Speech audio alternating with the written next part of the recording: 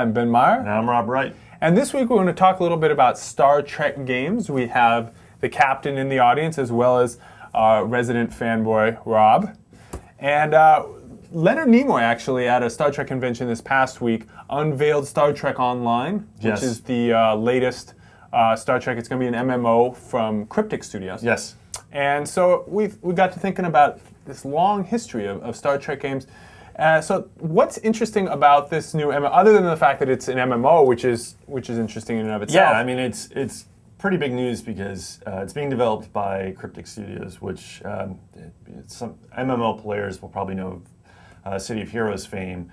So a proven MMO developer has picked up this title. It was in development with Perpetual Entertainment, and they canceled it for unknown reasons.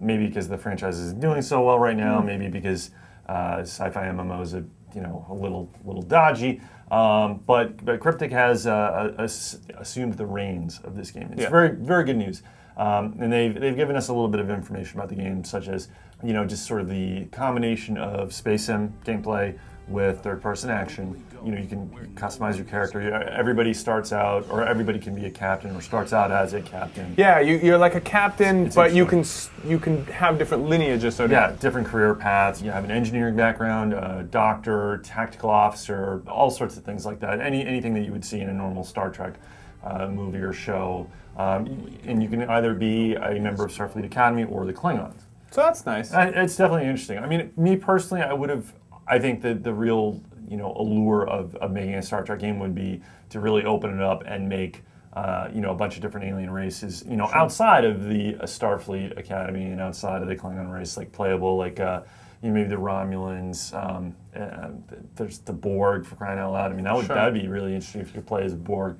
But nevertheless, I mean, I think it's interesting, and they're really, Cryptic is emphasizing sort of the exploration and presenting all of these different worlds across the known galaxy and the different quadrants and the different to seek out new life and new civilizations. So I mean, it should be interesting. They do say there's going to be like wormholes and such, so you don't actually have to travel space in real time. A la EVE Online. Yeah, that would be tough. I mean, I can understand them going around that. So that's definitely a bonus. So, but it's always a challenge for sci-fi MMOs because it's generally more about plot and about these large-scale battles, which is good for RTSs, and there's been a lot of good sci-fi RTSs, but not so good for the MMO, where you like to build up your character and get lots of stuff for it. I mean, I think that people that play MMOs, fantasy MMOs, they're used to grinding, they're used to getting lots of items and tricking out the characters and upgrading and getting lots of different weapons and things like that. And I'm not sure how that's going to translate to a Star Trek game, so that'll be a real challenge for Cryptic to find a way to let people enjoy that sort of gameplay that they're used to with other MMOs. Yeah. So. It will be interesting to see if this is a new era as far as the type of Star Trek games. I mean, Star Trek has probably one of the longest, if not the longest, lineage of interactive games. Yeah. Heck, there were games before MS-DOS. I don't even know what the computers were talked about in the early 70s, but they had a text-based game in the early 70s and some of the earliest consoles, pre-NES. A Vectrex system or something. I was like 3, but anyway, they had games from way back when. The one I remember is the 25th anniversary for NES. Yes, 25th anniversary was a very good game. That's one of the games I think that really stood out in the history of Star Trek games.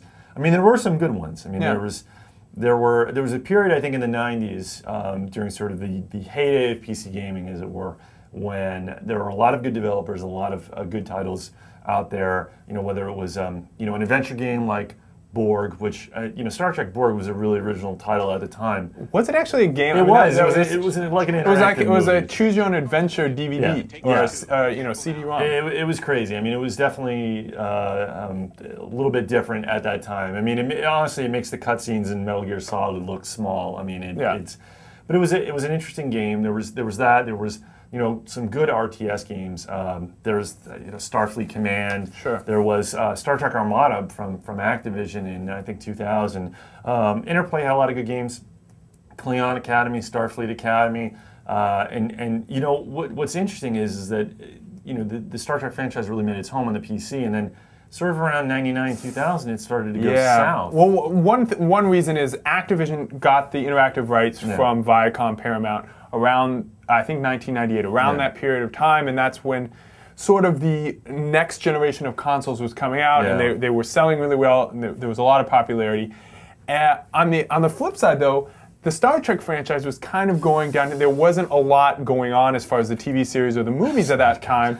And it got so bad for Activision that they actually sued Viacom to get out of their 10-year deal because they were producing titles and they didn't feel like they were getting backing from the studio. You could also make the argument that they were kind of phoning it in with the games because there were some bad console games. There were some bad games. I mean, if you just take a look at sort of the history recently, in the last decade or so, Star Trek Shattered Universe, the PS2 game that was just dreadful, Conquest for the Wii. Yeah, Wii controls. Away Team, even for the PC, Away Team wasn't very good. They took a really good PC game, Elite Force. I really liked Elite Force, and they made it into, they ported it to the consoles, and it was dreadful. And then there's the handheld games like Tactical Assault. Bethesda started doing some games, and they weren't very good either after Activision. But the one that really hurt was Star Trek Legacy. Yes. That's probably the most recent title. 2006? 2006. Yeah. And just didn't really pull it together. Yeah, not big good. Scope on that one. It was. I mean, it was being hyped, and it was. The fans are really looking forward to this title, me included, because it was bringing all of the captains from all the series together. And, the actors that play those captains, from Shatner to Patrick Stewart, were all coming together to provide the voice acting for this game. All these guys came together to make this game that was going to span all of the different shows and all the different timelines and periods of Star Trek. And it was going to be this grand epic space sim, and it just, it was bad, man. It was bad. It kind of fell into, a genre that we've talked about before, and it's just like bad adaptations where you focus on the kind of peripheral things and the superficial things, and then the gameplay isn't very good. And then the gameplay is horrible, and it is a video game, and so that is a problem. Yeah, and that just really, that was sort of the death blow for the franchise on, for gaming, not just on the PC but on the consoles too. And it's been a couple of years now since that game, but now you have Cryptic coming in. Yeah, now you have Cryptic coming in. Now you have J.J. Abrams coming out with a movie, a new Star Trek full-length movie, and maybe things are coming together for the franchise. Maybe there will be more Star Trek games after this. Maybe I would really like to see some RTS games again in the Star Trek universe. I mean, can I have a fanboy moment here, if I may? You may, sir. I would really love an RTS based on the sort of the time frame, the storyline from Deep Space Nine with the dissolution of the Klingon Alliance and the Klingons versus the Starfleet versus the Dominion. I mean, that would be incredible. I'd go nuts. I mean, set phasers to stun. I would just go. So somebody needs to work on that. I do think this would be a great time for an RTS, even if it was console-based. The console RTSs are getting better. Yeah, they're getting better. Just because the graphics for RTSs and are so much better than they used to be. Yeah. And people have been hitting them out of the park lately, so it'd be nice to have a Star Trek one. We'll see. But after Legacy, maybe not so much. That's all the time we have for this week. I'm Ben Meyer. And I'm Rob Wright. And we'll see you next time. And this week we wanted to talk a little bit about Star Wars games. We have Captain Kirk. What did you just do? You said Star Wars again! I only said Star Wars once. You said Star Wars.